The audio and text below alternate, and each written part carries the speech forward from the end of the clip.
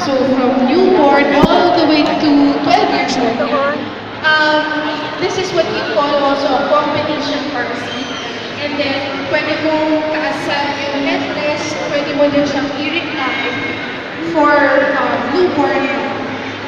So, pwede ko pala, isa lang bibilhin ko pagkapanganak ko, and then 12 years ko na magagamit. Yes. Oo, hindi ko siya lang magpalit. Sulit. Oo, kasi ang nangyari sa akin, bumili ako ng infant car seat. Tapos kung hindi na yung cash yung anak ko, bumili ako ng booster seat na para pwede siya hanggang 12 years old.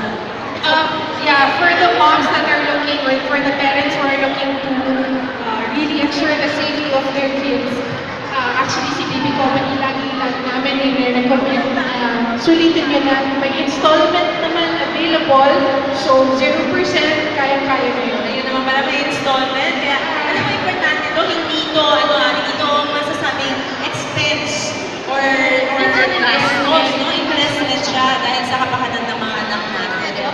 Ngayon, ang tanong ko sa'yo, so magamit to for 12 years. But I also learned na meron palang expiration ang mga car seats. Kasi pag nag-expire na daw siya, hindi pwedeng gamitin kahit na mukhang okay pa siya. Dahil siyempre yung mga plastic na materials na nasisira, nagiging mas brittle.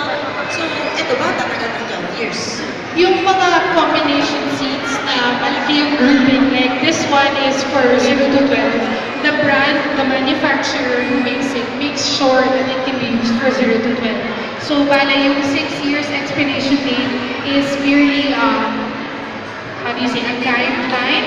But there will be other brands like, let's say, Greco, Kiko Joy, Africa, lahat ng brands dito, when they claim that it can be used from 0 to 11 or 0 to 7, then the warranty, the quality of the plastics was